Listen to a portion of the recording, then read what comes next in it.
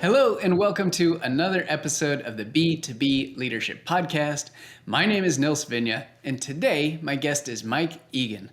Mike, welcome to the show. Thanks, Nils. I'm glad to be here. I'm excited to have you on, Mike. Would you share with me and our audience here the role that you're in today and the company that you work for? Absolutely. Yeah, right now I am the Vice President of Customer Success for a company called BenchSci. BenchSci is a hyper-growth Toronto scale-up company working in kind of the preclinical R&D space. So our customers are the largest pharmaceutical companies in the world, and our mission is to help them run more effective experiments to get drugs to market that much faster. And we have, some pretty hairy and audacious goals to accomplish by 2025, and it's been fantastic to be part of it for the last couple of years. It's a fun place to be for sure. That's wonderful. So the R&D space in working with pharmaceutical companies.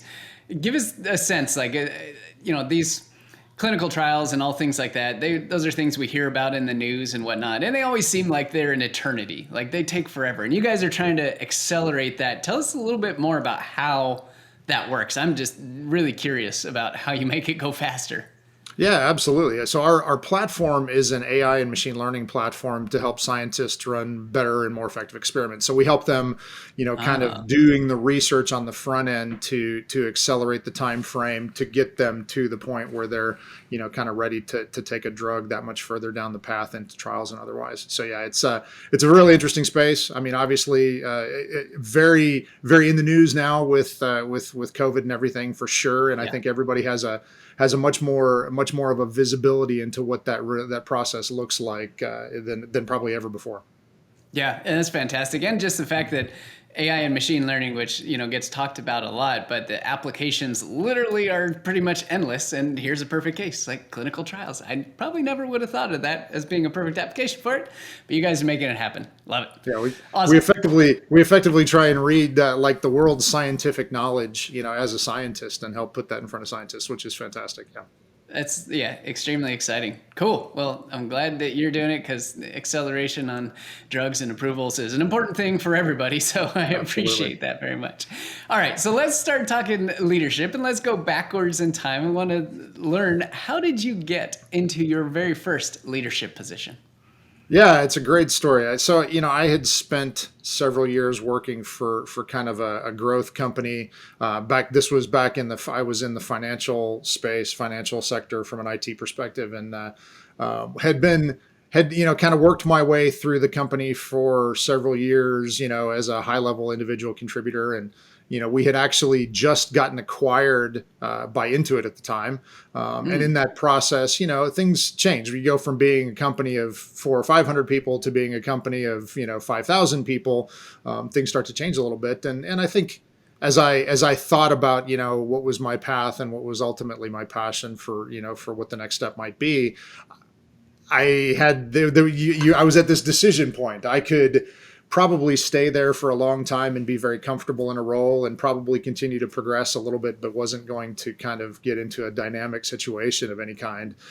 So I decided to put some feelers out, and I actually, stumbled on a job that was taking my expertise at the time and kind of software quality assurance and leaning into that. And this was a leadership position. So I immediately I went to work for a startup company that was in a very different space. It was in the healthcare IT space, and inherited a team of 9, which was really interesting as a first-time manager. But it was one of those things. I realized that I could probably stay and let the grass grow under my feet, or I could kind of spread my wings and try and lean into the leadership piece that I really felt like was where I wanted to head. Wow. Okay. So you were at a company that had 400 or 500 people. That company got acquired by Intuit, which is much larger and publicly traded company, thousands and thousands of people. And then you left to go take on a leadership position and inherit a team of 9 as the very first thing you did from a people leadership perspective. That's pretty amazing. When you were thinking about reflecting back, when you're looking at, do I stay here at Intuit? There's a lot of opportunity. This is a big organization, probably have some decent career paths and such and whatnot. And then you decided that no, maybe this isn't the right place. Like, what was it that got you over the hump? Because I know I've been in similar positions. Other people listening have been in those Yeah. positions where you're like, this is pretty good what I have right now, but what am I really going to get if I give this up, and what's on the other side? So how did you overcome that hurdle to get to the point where you said, you know what, I'm going to take a risk and I'm going to go to the startup and do something totally different?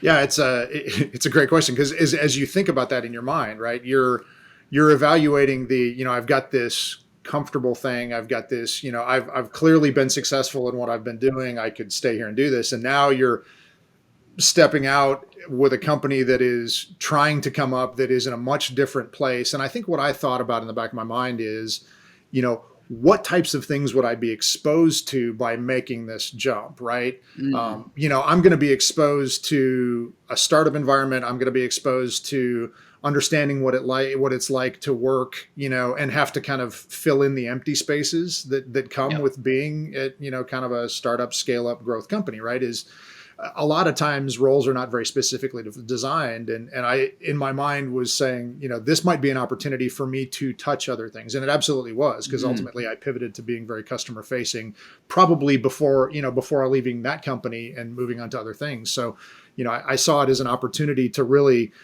touch on marketing, touch on sales, be involved in a process of understanding how to get product to market. It was very much at a deeper level, but I figured I would be able to touch a lot more things and kind of spread my wings a little bit. I love how you said that, what would I be exposed to if I took this and made this shift, if I took this risk, right? And I think oftentimes we can get so caught up in what we have now that the other side is like, well, what if it's not like this? And that's actually a completely different way than you phrased it, which is, well, what would I be exposed to if I did take this? And I think that's a really good lens for anybody looking at their current situation versus something potential, whether it's going from a big company to a small company, or just one company to the next, or even one role to the next, even within the same company. Really good piece of advice there, Mike. Thank you. Yeah, absolutely. I appreciate that. It's one of those things too, right? It's always, you can think the grass is greener, but you have to understand what the opportunity could give you that may not be apparent right away. And I will tell you, when I first stepped into that new role, it wasn't a fantastic situation for a while, but I also think about the amount of things that I learned in my time being there that I have carried throughout my whole career. Yeah, that's huge. Risk reward, the beauty of the startup world. You do have the ability to get exposed to an awful lot of things, but there is also a lot of chaos that comes with it. So you got to be able to handle both sides of that. So when you joined this company and you inherited a team of 9, and this is the first time you've technically been in a people leadership position. I mean, how did you navigate that situation, having never been in that situation before? Yeah, I think I leaned on relationship skills, because that's at the end of the day, that's what it is. And that's something that I've, done at all parts in my career over 20 plus years, right? I like building relationships. That's internal, that's external. That's why I ultimately pivoted to being, kind of a customer facing exec over time too. Right. There's a lot of trust that has to be built, right? Because you're coming into an incumbent team. I'll even give you some extra context there, because one of the people that was on my team that I inherited had been passed over for the job that I ended up getting more than once. And so it was not an easy situation to have to build those relationships and to build trust. But ultimately, I really leaned on understanding where they were coming from, helping them understand where I was coming from, and really trying to find common ground, because it is about building a relationship at the end of the day. Well, let's drill in on that a little bit, because virtually everybody in some form or fashion has been in a situation where they either came in from the outside like you did and inherited a team, or they got promoted from within, and it was, because they couldn't promote everybody, it was at the expense of somebody else not getting into that position who probably wanted at some point. So take us a little bit deeper into some of that relationship building that you had to do when you knew the individual you were trying to build this relationship with was really kind of envious that you got this position and you weren't even within the company. How did you overcome some of those challenges and perhaps perceptions of what you were doing coming in? Yeah, I think a lot of what I do, and I think about it even to this day, right? I'm always the type of person that tries to create a structure for everyone to be successful, right? And sometimes that's for people to be successful with you on the team, for them to be successful in another team at the company, or to help them find what their next path is, right? And it's, those are difficult conversations, but I think you have to get to this level of trust, and that takes time, right? Especially in a situation like that where maybe somebody is a little bit not has not been in the best light in relation to the role that you've stepped into. So it really was, it's a lot of kind of open conversation and really creating a forum that allows for kind of honesty in that discussion. Because it's not like I stepped into that and said, this is the way, this is my path, and we're going to go down this path, right? It was, look, I understand how difficult this is for you, and I understand what that means, in the longer term picture for you as well. And I want to be sensitive to that, but I also want to help you be successful. So I think it's, creating an open space to have that conversation, but being willing to say, look, I understand the difficulty. You have to address the elephant in the room. You can't avoid it, right? You need to at least have the conversation and allow it to be an okay conversation that can be had. And, it was bumpy for a stretch, but I do think that we got to a place of mutual understanding. I think we definitely got to a place of mutual respect. There was never any animosity in it, but I acknowledged the fact that it was difficult, and that's a tough pill to swallow. But also, at the end of the day, what I'm trying to do is for the team to be successful, for the individuals on the team to be successful, and for us to kind of get to where we need to be. That's wonderful. And the fact that you had the awareness at that time, first time in people leadership position, team of 9, coming in from the outside, inheriting a team where people wanted to be in your position. And you had the awareness to say, look, my focus needs to be here on the people and building a framework and a structure for success for everybody.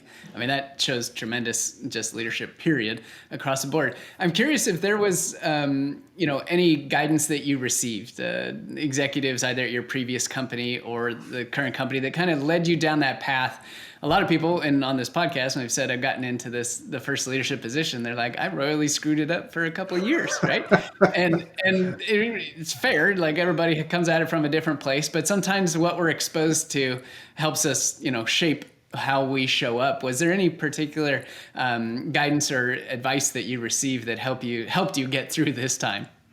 Yeah, I think I look at all points, in my career, and there's always been, solid mentors, solid, even solid, colleagues that you could lean on as a sounding board. I think when I stepped into that particular role, I stepped onto a leadership team that was very open. So I think we created a good bond that way. And there was a lot of, leaning on peers, thinking through some of these things, because look, it was, it wasn't all rosy, right? There was definitely some difficulty in that process. And I think as a team, you have to know that that's going to be the case. But yeah, I definitely have always had folks that I've leaned on as mentors and leaders. I had a good example in my dad, is watching my dad through his business and through businesses that he was a part of, and how he was able to to kind of always foster relationships in that process. And I think I leaned on that a lot. But I think every place in my career I've had a solid place that was a sounding board that allowed for some of those difficult conversations to happen that were non-threatening. And in that sounding board, like throughout your career, is that something that is usually an internal thing because everybody has context and around what's going on? Or are you referring to a sounding board externally where peers and people in the industry who you can get a bit more objective perspective from? I think it's got to be both.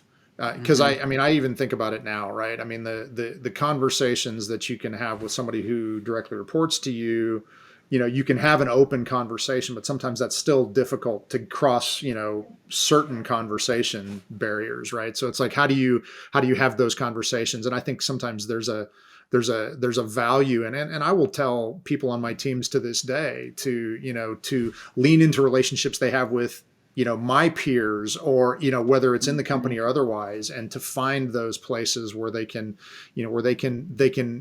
talk about some of those things and air some of those things out, because they need context that's not just, context with one person. They need to be able to have that context to get different perspectives and to really kind of feed that into a larger conversation for sure.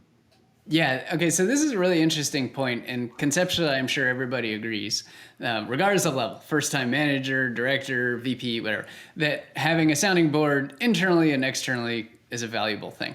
Absolutely. However, my gut says there's a fair amount of hesitation on some people's minds, right, about how to go about this from an external perspective. And internal is a little bit easier because we're all in the same boat, and it's fairly straightforward. External, though, however, right, when there's networking and when there's events and when there's things like that, that's one level. But what we're talking about is something completely different. I mean, this is something Sounding Board does, some very personal and real situations where, perspective and advice and guidance is appreciated. So what advice do you provide to your leaders in either now or throughout your career for how to build that group of people that can be your sounding board externally, and specifically, like, how do you even get started doing that? Yeah, and I think getting started sometimes is the hardest piece, right? As you develop in your career, you build relationships, you keep relationships, you kind of there's a longevity that comes along with that. And I know that I have people, that I can draw on from years of working that I can still have that sounding board conversation, and they may only have partial context to what the situation is. But you touch on it very specifically, right? It's like the thing that is often lacking, in any of those discussions is the situational piece, right? I know that I can draw on, 20 years of multiple companies, multiple teams, multiple company cultures, multiple leadership teams and things like that, and can kind of pull on all those things. But I know that not everybody has that kind of broader context. So sometimes it's hard when you're thinking very specifically.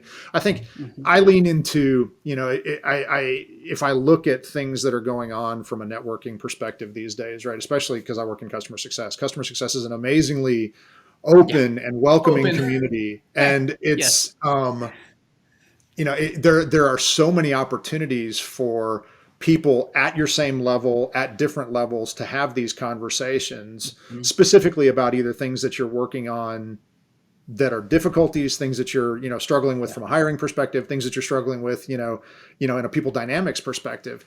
But I think that, you've got to find those places that are going to be meaningful enough and help understand your situation enough, because all of the people dynamics pieces are situations. And if you haven't been in that situation, you have to lean on people that, might have been in that situation to help you understand, how to maybe think about it differently.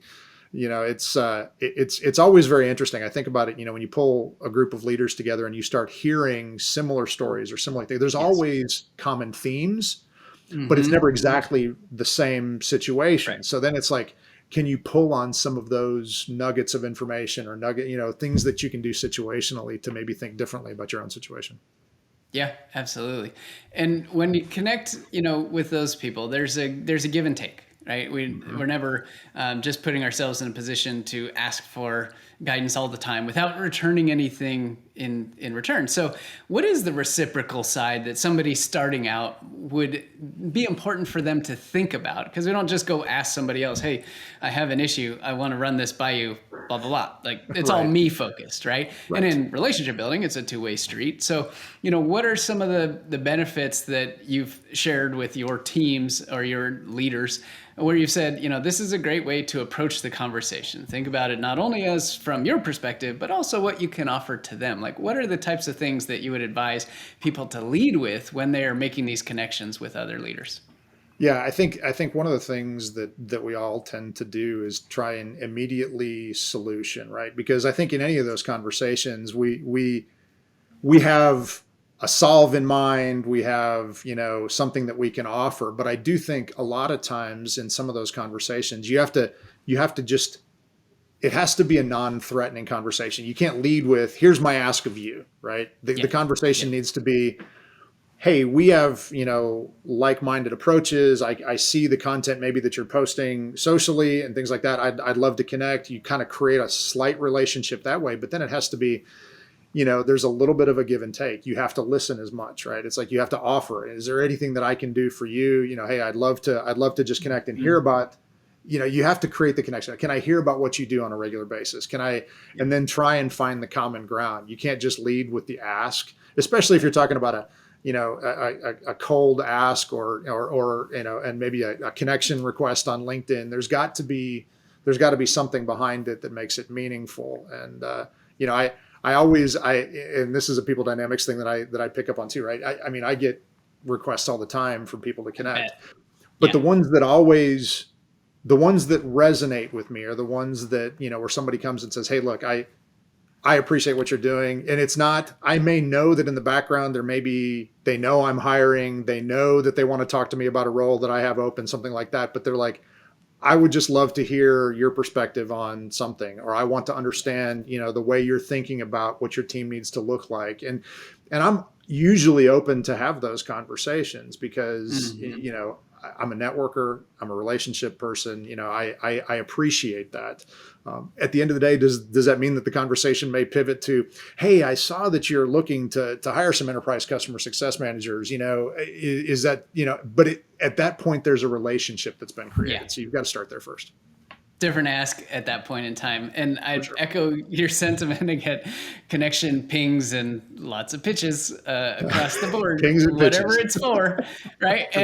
And most of them get the ignore button. But I absolutely 100% engaged with anybody who sends me a very thoughtful message, even just a sentence or two, and acknowledges that they looked at my profile or listened to a podcast and noted not just your last podcast, like, what was it about the podcast that you really enjoyed? And you hear my conversation with Mike. If you're going to reach out to me, reference the conversation with Mike and something that Mike said or a question I asked that was really insightful, and appreciate, putting it out there. That's it. It's that simple. But I'm talking like maybe 1 out of 10, maybe for sure, gets that level of effort put in. And I think that's where, so much is lost in the opportunity to connect in that way. Absolutely agree. Agree. Yeah. All right. So, moving on through, you've been promoted many times through your career, all the way up at VP level now with BenchSci. I'm curious if there was a particular promotion that was memorable to you for, one reason or another, personal growth, professional growth, that's something that really resonated and recognized like the hard work that you had put in. If you would tell us a little bit about what was the backstory, what was going on there, and what was the actual promotion event? Yeah, I can talk specifically about a previous company that I worked for, and I had actually, it was interesting. I had been, managing teams and people for a long time, but I decided to take a little bit of a pivot and went back into a, kind of very high level individual contributor role, taking on, the company's, largest accounts, trying to help, write those accounts a little bit because they weren't, all in a great place. And in that process, of doing that for 5 or 6 months, I was watching a customer success team that was struggling a little bit. And I happened to be, coming out of, a meeting with our CEO at the time. And I said, and I asked him, I said, I see the team is struggling. I've owned parts of that across my career. And I just said, is there anything I can do to help?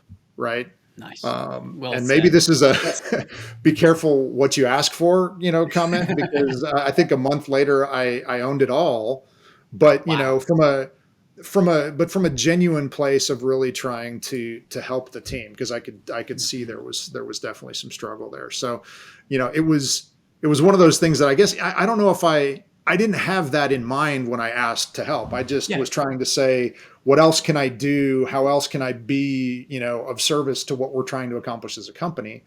And the end result was, really getting to take on an incredible team, which was great. That had a good portion of that team was a foot or 1.5 feet out the door, and trying to help, put a better structure in place and put some positivity into that to create places for them to be successful. That's tremendous. What a great story. And there's a couple key points that I want to pull out there. Number one, this is the question. Is there anything else I can do to help? Right? fairly simple. Like you're going in again, not with the answer, just like you talked about before, right? And you recognize that there is a problem. I guarantee you 100% that CEO knew there was a problem too, and probably didn't know what to do or how to solve it. And then here comes Mike saying, "Hey, I've seen this problem. I happen to have some experience in these areas. What can I do to help?" And he's like, "Hold on, I just put the dots together, and 4 weeks later, you were running the team." Right? How incredible is that? And that just started from one conversation, one question, seemingly, right? And put yourself into a whole different category. That's really just, a perfect example of leadership in and of itself. And you were at an individual contributor level before, not jockeying to, take over a whole part of the org or anything, but you just literally wanted to help the business become better. I imagine that was what you saw on the backside, right? Yeah, absolutely. And if I think about it, right, I mean, people ask me all the time, like, or people who are trying to move from being an individual contributor to being a leader, or, they feel that is their path. And my comment is always, it's like if you walk into a room of high level individual contributors, who's the leader? The one who's already leading without having the title, right? Because they've asked the question. They said, "Hey, I see this project that that really needs somebody to own it. Can I help?" Or raising their hand saying, "We need to go do this. Is anybody willing to step up and say they'd be willing to take it?" Raise your hand. It's like, again, it's a simple thing, but it's also one that says you see that there's a problem that we need to solve, right? Yeah. You may not have the answer, but you're willing to go try and help find it. That's right. And that's a big thing. Yes, right. Yeah. And the secret is nobody has the answer. No. If they did, it would have been solved by now. Right. So it's okay. Right. But if you demonstrate your kind of knowledge and expertise and just awareness of the fact that there is a problem, perhaps you have some ideas about how we might come together to solve said problem, and then propose that you get involved in some way, shape, or form and just take control and just push it forward. Right? Yeah. It's as simple as that. And I think regardless of if you're at an individual contributor, you can absolutely 100% do that. Even when you're a people leader, you can absolutely 100% do that too. Stuff that's inside your org, of course, is a little bit easier and more in control, but there's stuff outside your org. And when you lead from a place, just like you said, Mike, which is, well, is there anything else I can do to help you if noticed XYZ? Then you're acknowledging there's a problem. They probably have too, and you're offering a lifeline, and they will probably take you up on it, assuming it's the right thing for you to focus on. And that's it. It's an awareness thing. It's an awareness, and ultimately you're coming at it from the perspective of saying, I want us to get better, and I want us to get better, and I'm willing to go help us get better. Right? That's a big thing. Yeah. That is getting to the core of believing in something bigger than yourself. Right. Yes. As you've talked about here, leadership is not just about you, the individual, right? It is about something bigger than yourself. And so is being part of any company, whether it's small or big, startup, public, doesn't matter. It's about being part of and wanting to do something better for, other people, right? The organization as a whole, the reputation in the industry, you name it, whatever it is. You can help make it better, but you got to come to the table and say, well, I've identified these things. One, is this a priority? And two, if it is, I got some ideas on how we might be able to address it. And every single leader will always respect that and appreciate it and say, that person's going to keep on driving because they keep solving problems. Absolutely. And you start to find ways to, to leverage that mindset, right? And you also have to, as a leader, we have to create that space. It's like, look, yes, I tell people to join my team nowadays. It's like, please come in, ask all the questions. I want you to ask why we do things, why we don't do things, because we have blind spots too, right? That's the way we get better. You have to be thinking about how we get better together. That's right. And it's just love this, this sentiment of identifying problems and, ultimately, our ability as leaders and our effectiveness as leaders comes down to how well we solve problems, but has been echoed by many, many guests on the podcast. And there have been a couple who have pointed out almost the identical things to you, which is, hey, when you solve somebody else's problem, you're seen as a very valuable part of the picture, right? And so as part of marketing our own leadership and making sure people know us, we got to be known for solving problems. If you become the person known for solving problems, you can write your ticket anywhere, and Agreed. always have opportunities available. Absolutely. So much fun. All right, so Mike, last question here. If you were to, knowing everything you know today, go back in time, sit down with yourself, when you walked into that organization with a team of 9, having never been a people leader before, and you could give yourself some advice, again, knowing everything you know today, advice would you give to your younger self? I think if I think back, right, and I think back to that time, because I walk into that role, and you absolutely have the imposter syndrome. It's like, why am I here? Yep. Did they hire the right person for this? I think there's got to be a level of, kind of telling myself that, believe in the right things, right? It's like believe in the process, believe in getting better every day, not knowing all the answers, being okay to not know the answers. That is something that I think a lot of new leaders sometimes have trouble with, right? Because they feel like they have to they have to show that they've gotten the role for a particular reason. And sometimes it's okay to just say, you know what? I don't know the answer here. I'm going to lean into the people who can help me have the right answer, but we're going to go find the right answer rather than us, heading down a path that might be a little bit off target.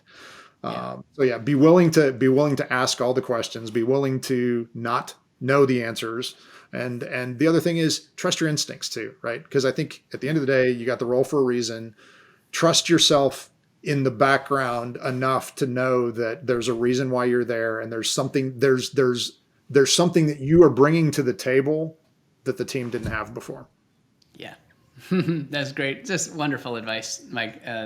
Thank you so much for sharing your hard-earned wisdom and advice and experience, and just all around goodness. It's just such a wonderful conversation. Thank you so much for sharing with us.